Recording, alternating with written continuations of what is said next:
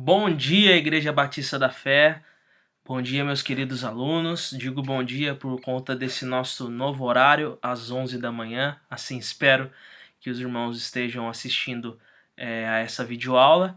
Então, estamos hoje concluindo, mais um bloco. Nós ainda não estamos concluindo o estudo, ainda há mais uma aula de conclusão, que será domingo que vem, permitindo-nos o Senhor. Mas nessa aula de hoje nós estaremos concluindo o bloco da doutrina da restauração, que trata dos assuntos da escatologia, dos fins dos tempos, né? Então, na nossa aula de hoje, seguindo então os nossos estudos, nós falaremos a respeito do estado eterno, novos céus e terra. Nós já passamos aí por toda a linha do tempo da escatologia, né? A proposta da ordem dos acontecimentos do fim dos tempos, e agora nós chegamos no estágio final, que são o estado eterno, novos céus e terra. Então, como introdução, vamos fazer aí um breve resumo. Nós compreendemos então que o começo do fim, assim começa com a primeira vinda de Cristo. Então nós temos aí o período da igreja. Nós temos então o arrebatamento da igreja, dos crentes já mortos. Acontece então a grande tribulação, 7 anos do reino do anticristo. Acontece então a segunda vinda de Cristo com seus santos, a igreja e convertidos da grande tribulação. Temos então o milênio, os 1000 anos, onde Cristo reina com a sua igreja, com os convertidos, Acontece então a ressurreição do juízo, a segunda ressurreição ocorre. Temos então o juízo final, que foi a nossa aula passada, e então a eternidade, o estado eterno. Então nós vimos em nossos estudos até aqui que a história da redenção caminha rumo a uma restauração holística. Eu já falei essa palavra para os irmãos outras vezes, salvação ou também redenção, restauração holística. Ou seja, completamente tudo e todos os aspectos da existência humana e de toda a criação serão restaurados a um estado de eternidade e glória, tendo Cristo como ponto central. E eu trouxe esse versículo em Efésios 1:10, onde fala de fazer convergir nele, na dispensação da plenitude dos tempos, todas as coisas, tanto as do céu como as da terra. Então é Cristo que faz com que tudo ocorra, e tudo ocorre por causa de Cristo. Por meio dele tudo foi criado, e tudo foi criado para a honra e glória de Cristo. Então, dando esse pontapé inicial, vamos então ao nosso estudo do estado eterno. Então, vamos relembrar a respeito do reino escatológico do Antigo Testamento. Eu já mostrei esse gráfico para os irmãos, principalmente na aula sobre o milênio, mas vamos relembrar para refrescar a nossa memória, a fim de que a gente consiga compreender sobre o que a gente está falando. Nós estamos falando de algo que não foi comentado, não foi prometido no Antigo Testamento. Não é um assunto do Novo Testamento, é um assunto que permeia tanto o Antigo quanto o Novo Testamento. Então precisamos compreender a questão das alianças.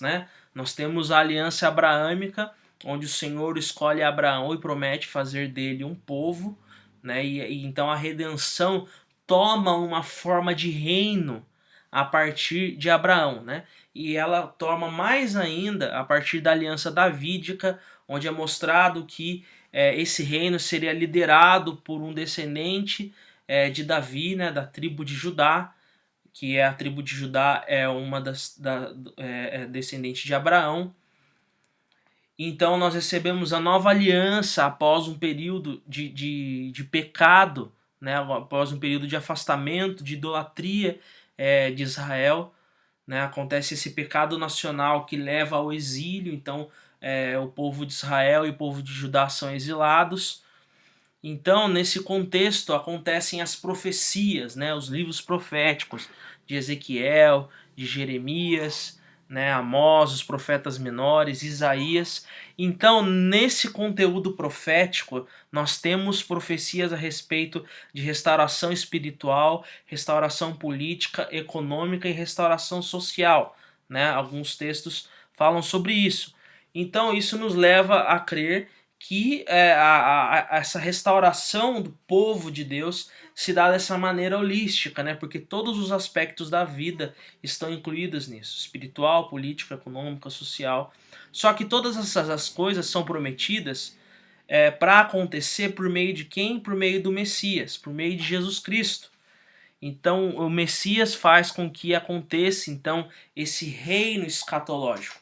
E esse reino escatológico prometido no Antigo Testamento e inaugurado por Jesus Cristo, ele acontece em duas fases, que é o reino milenar, onde essas promessas elas são cumpridas de uma maneira mais específica ao povo de Israel, e no estado eterno, novos céus e terra, é onde toda a humanidade redimida, tanto Israel quanto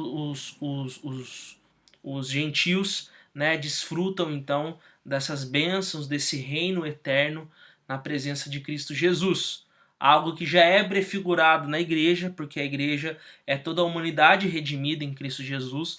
Então, tanto os judeus quanto os gentios habitam a igreja e Cristo habita na igreja. Então, nós já temos uma forma de desfrutar da eternidade na presente era, mas ela acontecerá de uma maneira cabal, de uma maneira plena na sua plenitude nesse reino escatológico. Primeiro tendo o reino milenar, depois o estado eterno, novos céus e terra, que é sobre o que nós estamos falando hoje, né? Então, quais são os textos que nós vamos trabalhar? Os textos principais, vamos abrir em Isaías capítulo 65, a primeira menção, né, do termo novos céus e nova terra. Isaías 65, 17 a 25. Final do livro de Isaías. Como eu disse na aula sobre milênio, os textos a respeito do milênio e dos novos céus e terra, eles estão misturados no Antigo Testamento. Se você tiver uma escatologia somente do Antigo Testamento, somente com a literatura profética, você não consegue identificar que haverá um milênio e que haverá depois um estado eterno. É tudo muito judaico no Antigo Testamento. Nós só conseguimos compreender que há esses dois estágios quando nós fazemos uma intertextualidade com Apocalipse 20, que é o texto do milênio, né? Então isso precisa ficar claro para nós. Então, muitas das vezes você vai ver autores defendendo o milênio com textos que outros autores, outros teólogos usariam para o estado eterno. E às vezes você vai ver vice-versa, né? Então muitas das vezes você vai ver esse tipo de coisa. É o que você está vendo agora. Esse texto eu usei também para o milênio, mas ele também pode ser usado para o estado eterno.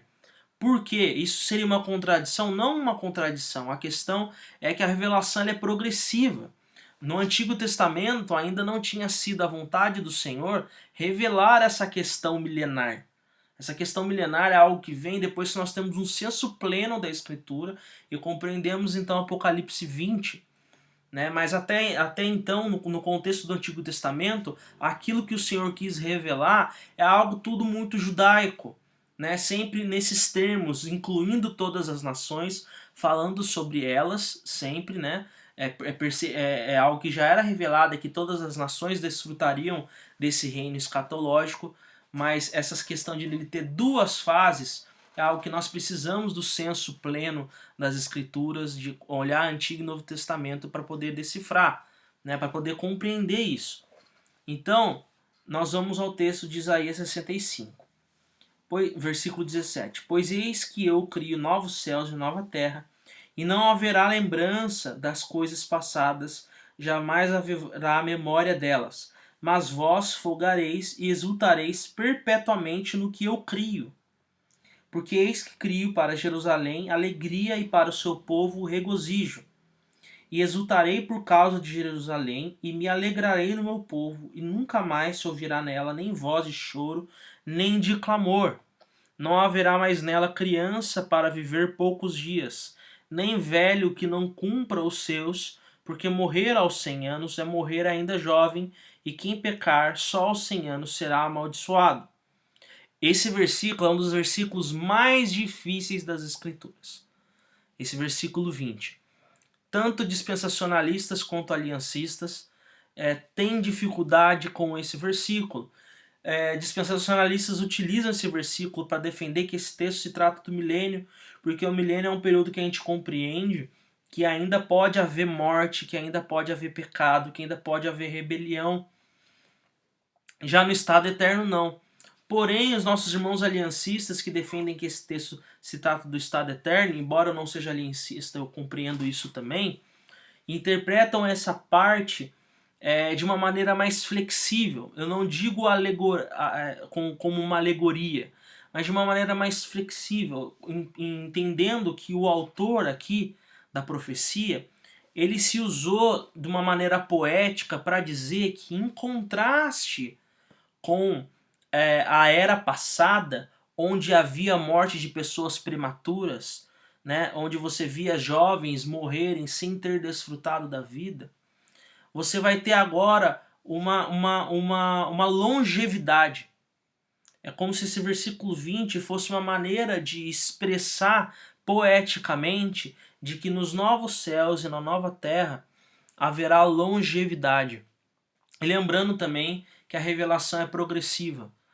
E nós vamos depois para Apocalipse 21 e veremos que toda maldição terá sido eliminada e não vai mais haver morte, não vai mais haver pecado nos novos céus e na nova terra. Então, usando uma maneira complementar, né, juntando os textos, você consegue ter mais clareza. Então, eu vou por essa linha, compreendendo que esse versículo ele deve ser entendido como um arranjo poético para mostrar que a falta de longevidade anterior a novos céus e nova terra, nesse período de pecado, não vai mais existir nos novos céus e na nova terra. Mas, desculpa não conseguir dar uma explicação melhor, é um texto muito difícil, né? Vamos para o versículo 21. Eles edificarão casas e nelas habitarão, plantarão vinhas e comerão seu fruto, não edificarão para que outros habitem, não plantarão para que outros comam, porque a longevidade do meu povo será como a da árvore, e os meus leitos desfrutarão de todas as obras das suas próprias mãos. Então esse versículo 22, acredito que ele traz luz sobre o versículo 20, que está falando exatamente sobre isso, sobre a longevidade, né? Não trabalharão debalde, nem terão filhos para a calamidade, porque são a posteridade bendita do Senhor, e os seus filhos estarão com eles. E será que antes que clamem, eu responderei, estando eles ainda falando, eu os ouvirei. O lobo e o cordeiro pastarão juntos, e o leão comerá palha como boi. Pó será a comida da serpente, não se fará mal nem dano algum em todo o meu santo monte, diz o Senhor. Então perceba que, primeiro, que precisamos compreender que, por ser uma literatura profética, a poesia e a menção ao futuro, né? Então interpretar isso de uma maneira rigidamente literal, né? Literal deve ser sim compreendida, mas não literalista. Nós precisamos olhar isso e entender que, como um todo, o profeta está dizendo que novos céus e nova terra será um período de prosperidade, paz, alegria, sem nenhum tipo de injustiça, sem nenhum tipo de maldição.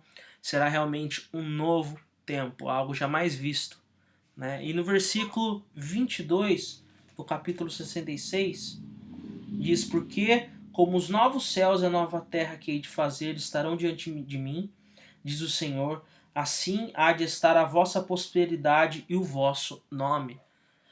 Então, esses dois versículos de Isaías, essas duas passagens de Isaías, nos mostram que essa redenção ocorre de uma maneira, essa restauração ocorre de uma maneira holística, né? Todo o âmbito da vida humana é restaurado, e há uma restauração da criação, né? A criação ela é renovada, ela é refeita, Deus cria novos céus e nova terra e faz um mundo novo. E acima de tudo, essa restauração tem a ver com a presença de Deus. Então, tão certo quanto essa restauração é certo que nós estaremos diante de Deus para todos sempre. Outro versículo que traz também uma ideia bem interessante de uma redenção, de uma restauração da criação, está no livro de Romanos, capítulo 8. Romanos, capítulo 8, de 19 a 21. Romanos 8, de 19 a 21. A ardente expectativa da criação aguarda a revelação dos filhos de Deus, pois a criação está sujeita à vaidade, não voluntariamente, mas por causa daquele que a sujeitou, na esperança de que a própria criação será redimida do cativeiro da corrupção para a liberdade e da glória dos filhos de Deus.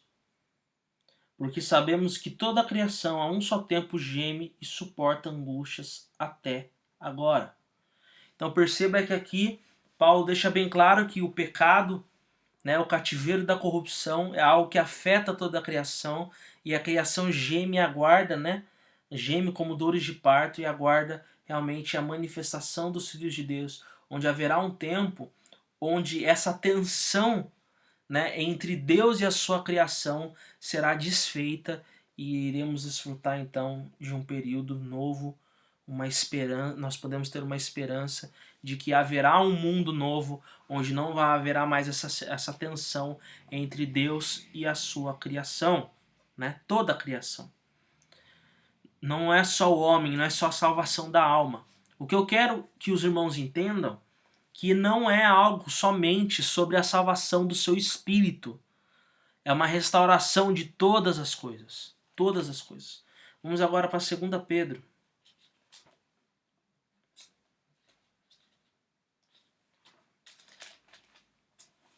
2 Pedro 3, de 10 a 13. 2 Pedro 3, de 10 a 13. Virá, entretanto, como ladrão o dia do Senhor, no qual os céus passarão com estrepitoso estrondo, e os elementos se desfarão abrasados, também a terra e as obras que nela existem serão atingidas. Visto que todas as coisas hão de ser assim desfeitas, deveis ser tais como os que vivem em santo procedimento e piedade, esperando e apressando a vinda do dia de Deus, por causa do qual os céus incendiados serão desfeitos, os elementos abrasados se derreterão. Nós, porém, segundo a sua promessa, esperamos novos céus e nova terra, nos quais habita justiça. Então aqui Pedro, ele usa esse mesmo termo de Isaías 65 e 66, dizendo que nós devemos viver piedosamente, o dia do Senhor virá como um ladrão, e tudo aquilo que nos causava sofrimento, todo esse mundo de angústia, de dor, de corrupção, será completamente refeito.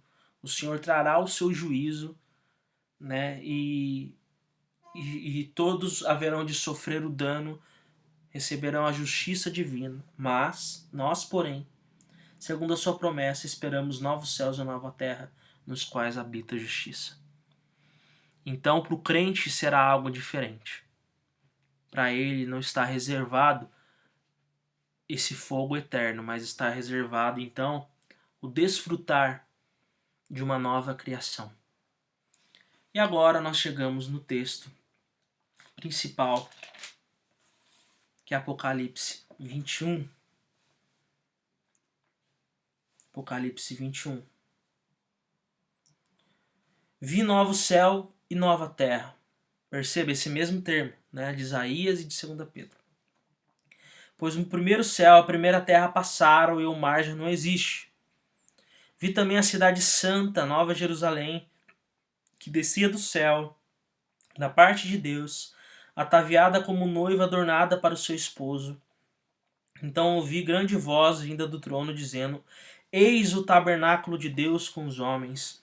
Deus habitará com eles, e eles serão povos de Deus, e Deus mesmo estará com eles. E lhes enxugará dos olhos toda lágrima, e a morte já não existirá, já não haverá luto, nem pranto, nem dor, porque as primeiras coisas passaram. E aquele que está sentado no trono disse: Eis que faço novas todas as coisas. E acrescentou: Escreve, porque essas palavras são fiéis e verdadeiras. Disse-me ainda: tudo está feito. Eu sou o Alfa e o Ômega, o princípio e o fim. Eu, a quem tem sede, darei a graça da fonte da água da vida. O vencedor herdará essas coisas, e eu lhe serei Deus, e ele me será filho. Quanto, porém, aos covardes, aos incrédulos, aos abomináveis, aos assassinos, aos impuros, aos feiticeiros, aos idólatras, e a todos os mentirosos, a parte que lhes cabe será no lago que arde com fogo e enxofre, a saber, a segunda morte. Então veio um dos 7 anjos que tem as 7 taças cheias dos últimos 7 flagelos, e falou comigo, dizendo: Vem, mostrar-te-ei a noiva, a esposa do Cordeiro. E me transportou em espírito até uma grande e elevada montanha, e me mostrou a santa cidade, Jerusalém, que descia do céu da parte de Deus, a qual tem a glória de Deus.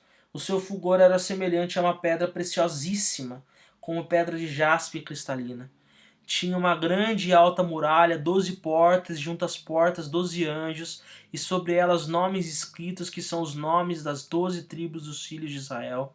3 portas se achavam a leste, 3 ao norte, 3 ao sul e 3 ao oeste.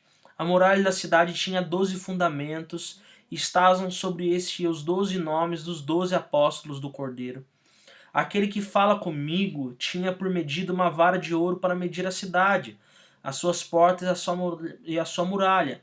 A cidade é quadrangular, de comprimento e largura iguais, e mediu a cidade com a vara até 12.000 estádios, algo em torno de um pouco mais de 2.000 quilômetros, tá, gente?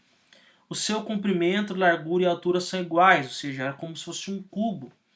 Mediu também a sua muralha 144 côvados, medida de homem, isto é, de anjo, algo em torno de 60 e poucos metros. Os fundamentos da muralha da cidade estão adornados de toda espécie de pedras preciosas.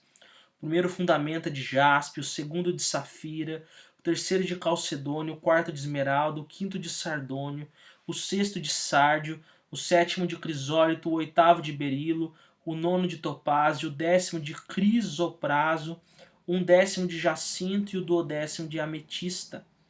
As 12 portas são 12 pérolas, e cada dessas portas de uma só pérola. A praça da cidade é de ouro puro, como vidro transparente. Nela não vi santuário, porque o seu santuário é o Senhor, o Deus Todo-Poderoso, e o Cordeiro. Perceba, não há necessidade de templo. Deus e o Cordeiro é o próprio templo, né? A cidade não precisa nem do sol, nem da lua para lhe darem claridade, pois a glória de Deus a iluminou, e o Cordeiro é a sua lâmpada. As nações andarão mediante a sua luz, e os reis da terra lhe trazem sua glória. As suas portas nunca jamais se fecharão de dia, porque nela não haverá noite, e lhe trarão a glória e a honra das nações. Nela nunca jamais penetrará coisa alguma contaminada, nem o que pratica abominação e mentira, mas somente os escritos no livro da vida do Cordeiro. Depois aqui no capítulo 22 ele traça aqui mais alguns detalhes dessa cidade. Então perceba, meus irmãos, que embora com uma linguagem bem poética, bem metafórica, cheia de símbolos, seria injusto nós pensarmos que não se trata realmente de um lugar e de algo físico. Realmente o que está por vir é uma nova criação e uma cidade santa que desce dos céus e se estabelece sobre a terra, a Nova Jerusalém, e que esse será o lugar de habitação dos santos junto com o Cordeiro. E aqui o Cordeiro se encontra com a sua noiva e vivem juntos para sempre. Então, por mais que seja um pouco difícil interpretar isso de uma maneira literalista, nós não podemos pegar e espiritualizar isso. E isso são símbolos de coisas reais. E isso são metáforas de algo que será uma realidade. E essa realidade é uma nova cidade, é um estabelecimento de um reino eterno nesta terra aqui, que será refeita e será completamente renovada. Então, após nós termos observado de uma maneira panorâmica esses textos, Qual que é o primeiro ponto da nossa aula? Que os novos céus e terra serão a nossa habitação eterna com Deus, né? Não se trata de um estado de espírito, mas de um novo lugar em que habitaremos. Mas Vinícius, eu aprendi que nós vamos habitar no céu. Não, não é no céu. O céu é um estado intermediário. O céu é onde Deus habita, é onde Cristo está. Então, aqueles que morrem antes na segunda vinda de Cristo, eles habitam o céu e aguardam para o retorno do milênio, né? Aguardam para o retorno, para quando Cristo volta e reina no milênio. Mas a nossa eternidade mesmo, nós estaremos vivendo com Cristo nos novos céus e na nova terra. Ou seja, é aqui. Deus não iria criar algo extremamente bom e simplesmente destruir para que a gente vivesse numa dimensão completamente espiritual. Essa dimensão espiritual, com seres espirituais, ela já existe e é o próprio céu. Mas o propósito da criação era que realmente algo físico, algo criado por Deus, né, uma natureza, um mundo, um universo, e com pessoas habitando ali e sendo vice-regentes de Deus e reinando sobre a criação, esse era o propósito de Deus, esse propósito ele é restaurado nos novos céus e na nova terra. Então, quando nós estamos falando da nossa habitação eterna com Deus, não se trata de um estado de espírito, não se trata de algo espiritual apenas, mas se trata de um lugar real, uma realidade, realmente um lugar físico onde nós habitaremos, ou algo material. Né? Essa divisão de material e espiritual não é algo que a Bíblia ensina, isso é algo muito filosófico, isso é algo da filosofia grega. Para Deus, aquilo que ele cria é bom, a matéria que Deus cria é bom. O homem que comete o pecado e que contamina tudo. Mas nos novos céus e na nova terra, o mal terá sido eliminado. Então a criação será restaurada, será recapitulada em Cristo Jesus. E nós teremos então o estado permanente da presença de Deus sobre a criação e habitação junto com os seus, junto com a sua criação. Então nós aprendemos que Deus irá restaurar toda a criação e habitaremos nela para sempre. Nós vamos habitar nos novos céus e na nova terra. Alguns teólogos ensinam que se trata de uma junção dos céus e terra, onde não haverá mais essa divisão, né? É algo um pouco difícil até mesmo de defender e de explicar. A teologia é o esforço humano em explicar coisas difíceis da Escritura, mas o que é básico, aquilo que dá para nós compreendermos é que Deus irá restaurar toda a sua criação. Né, que está no cativeiro da corrupção, gemendo e aguardando a manifestação dos filhos de Deus.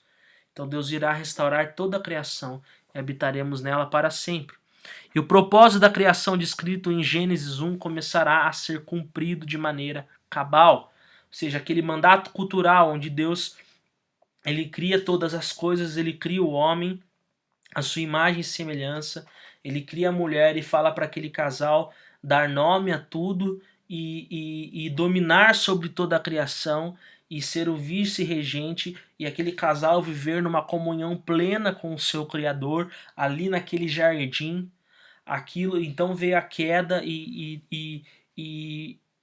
aos nossos olhos parece que ali o plano de Deus se frustrou. Não, de maneira nenhuma. O propósito da criação descrita em Gênesis 1 começará a ser cumprido de maneira cabal.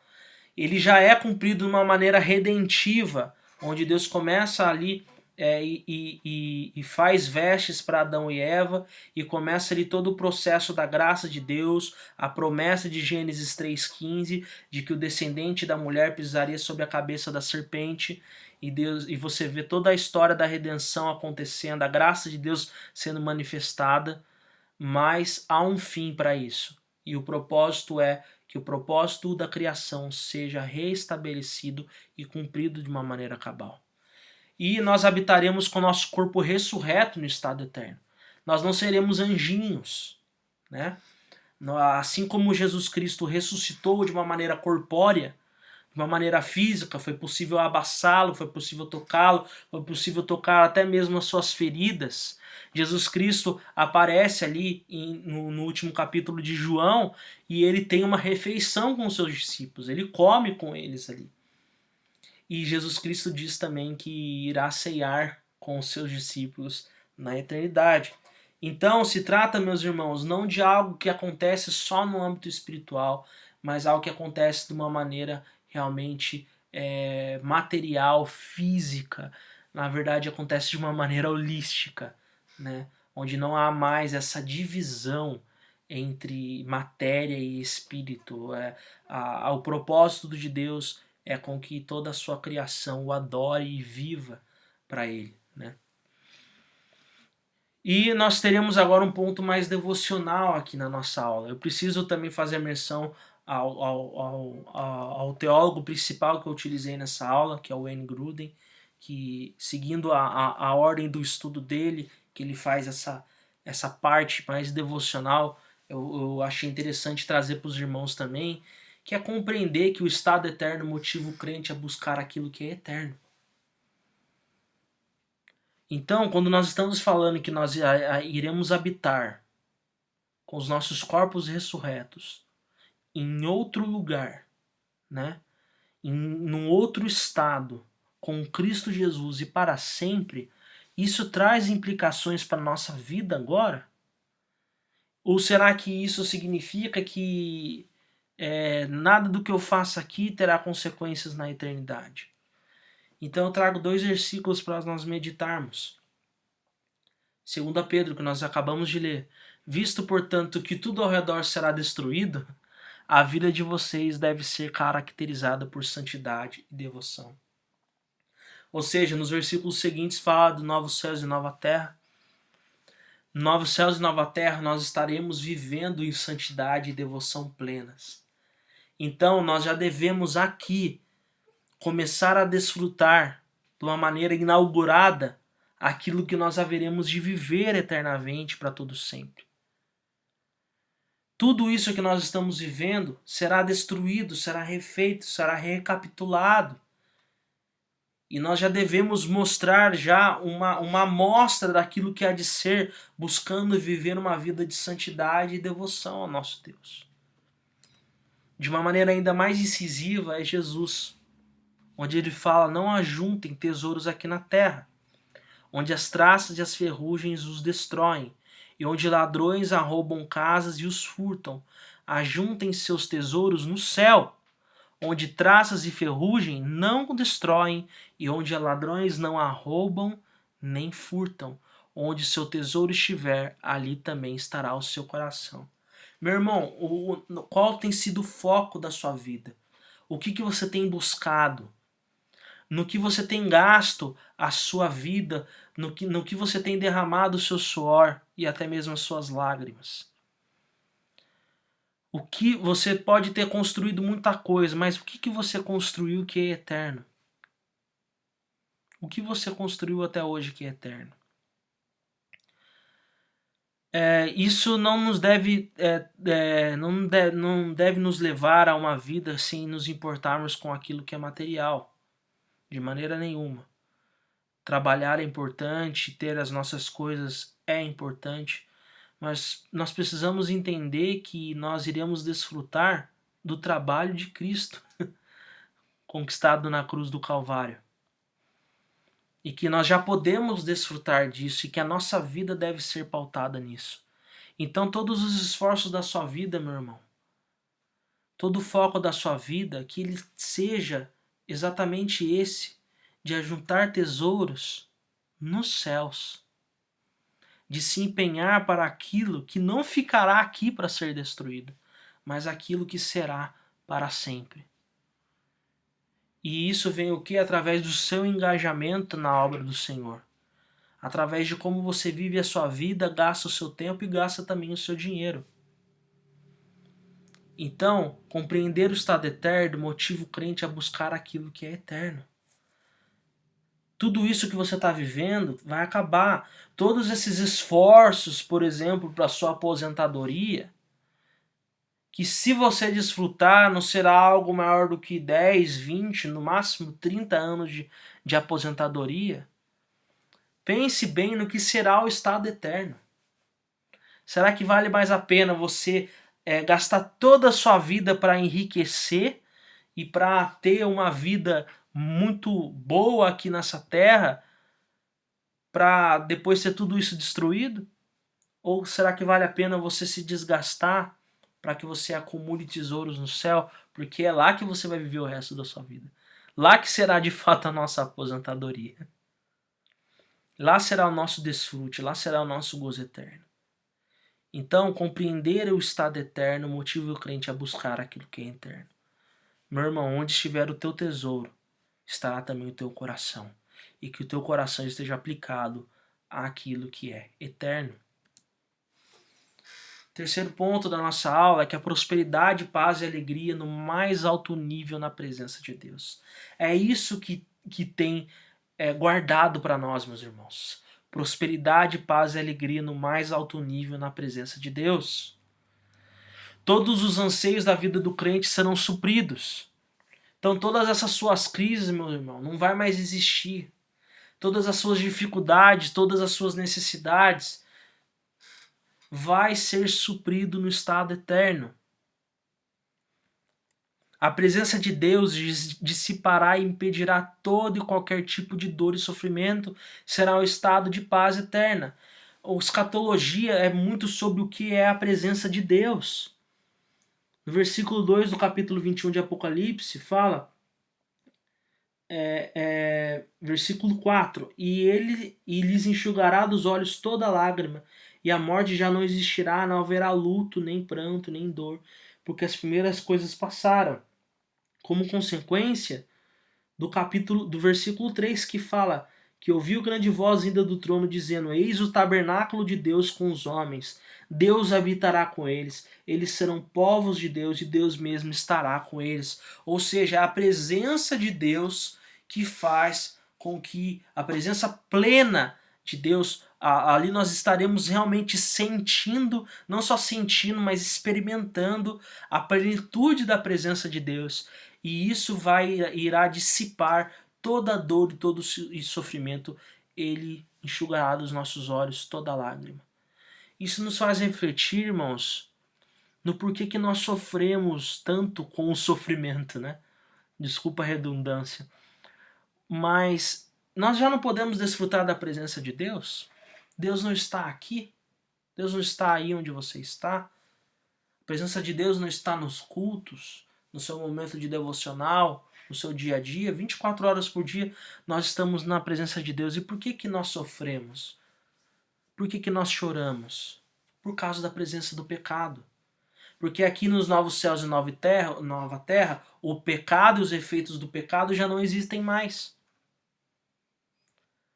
Mas isso também nos ensina algo aqui para esse momento, que quanto mais nós buscamos uma vida de santidade, maior será a nossa percepção da presença de Deus, que fará com que Paulo fale sobre as perseguições que ele sofria, que era leve e momentânea a minha tribulação.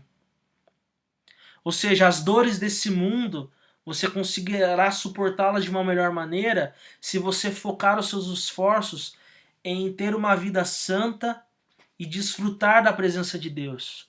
Quanto mais você elimina o pecado da sua vida, mais você desfruta da comunhão com Deus. Nós somos salvos pela graça, mas é através da nossa busca de uma vida de santidade, de obediência, que nós desfrutamos das bênçãos da graça de Deus. Através do uso dos meios de graça, nós desfrutamos da presença de Deus. Será um lugar de comunhão entre todos, sem nenhum problema de relacionamento. Perceba a menção que ele faz às nações. No versículo 22, por exemplo, no versículo 24, me desculpa, onde ele fala que as nações andarão mediante a sua luz e os reis da terra lhe trazem sua glória. Ou seja, aquela divisão que há entre todos os povos não haverá mais, será um relacionamento de comunhão entre todos. Todos os santos de todas as eras estarão se encontrando ali e viverão juntos para sempre. Gente, vai ser uma igreja aí que cobrirá por toda a terra, e nós viveremos servindo ao Senhor com alegria, todos os povos, todas as nações. Será um lugar de comunhão entre todos, sem nenhum problema de relacionamento. E nós veremos a face do nosso Salvador e Senhor, Jesus Cristo. Nós veremos a face do Senhor. Isso que é o mais importante. Fala a respeito das pedras preciosas, das portas que são feitas de uma pérola só, da rua de ouro, a rua principal ser uma rua de ouro. Tudo isso é muito belo, muito bonito.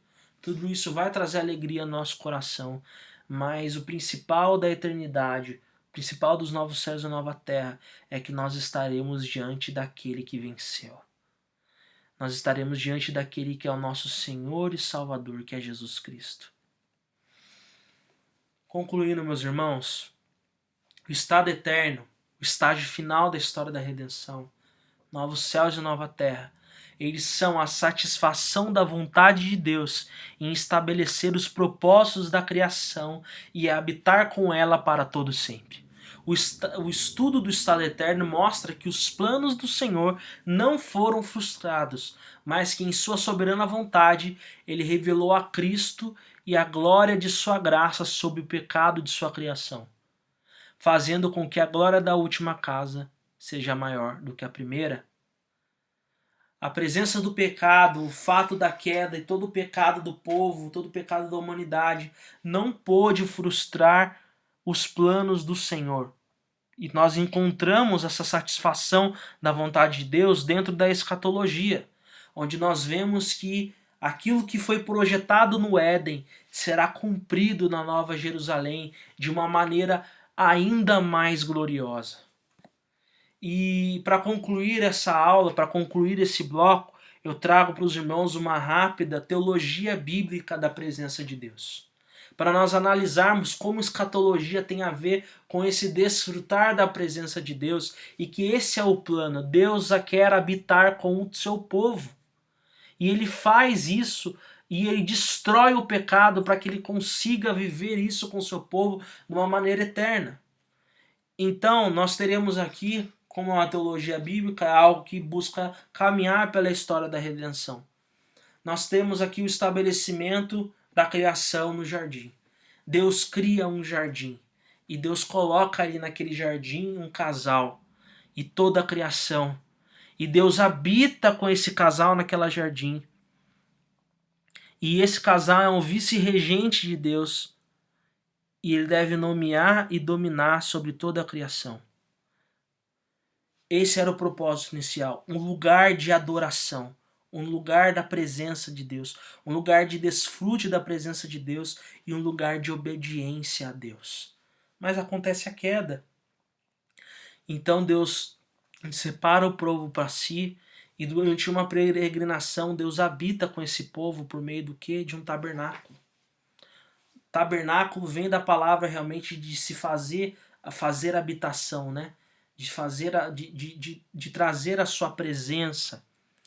Então o povo de Israel, após sair do Egito e peregrinar durante 40 anos pelo deserto, Deus habita com eles por meio de um tabernáculo. Então aquilo que foi perdido no jardim começa a ser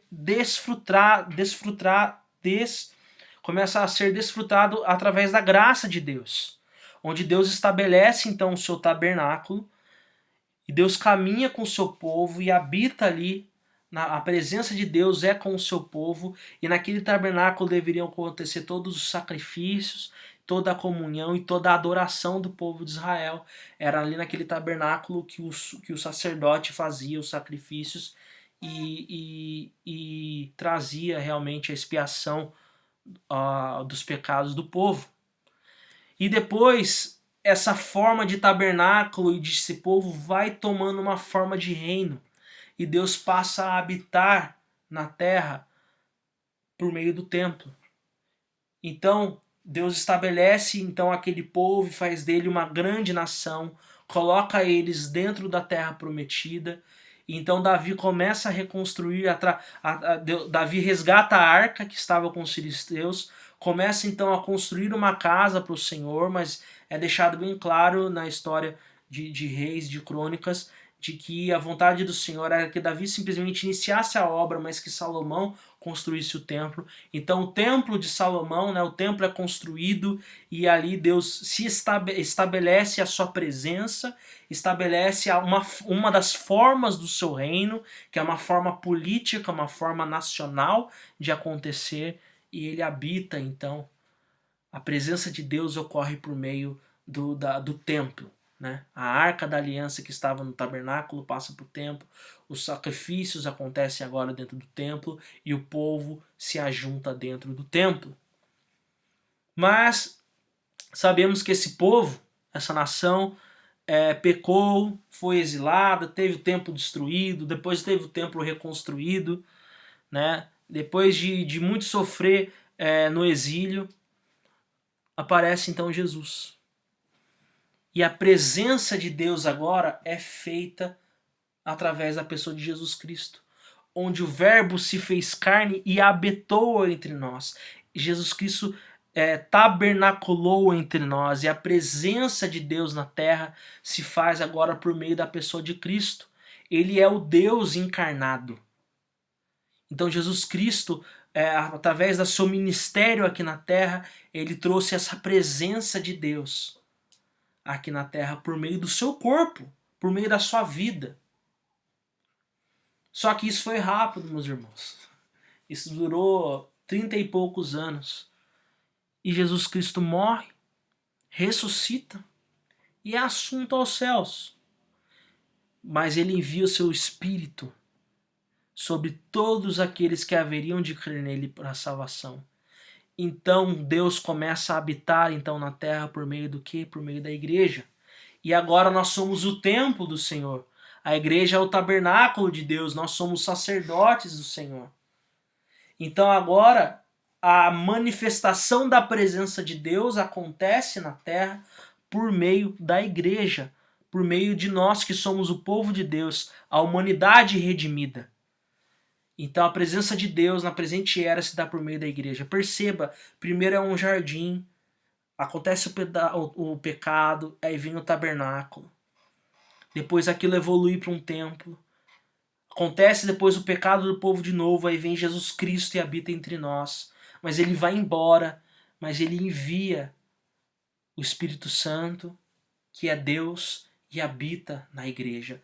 Então a igreja hoje é a habitação de Deus.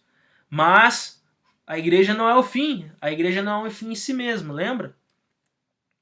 E nós temos então na Nova Jerusalém Deus habitando numa cidade. Então uma cidade santa, a Nova Jerusalém, desce dos céus e desce para os novos céus e para a nova terra. E Deus estabelece o seu reino eterno. E perceba que todas essas formas essas formas da presença de Deus, elas acontecem no estado eterno.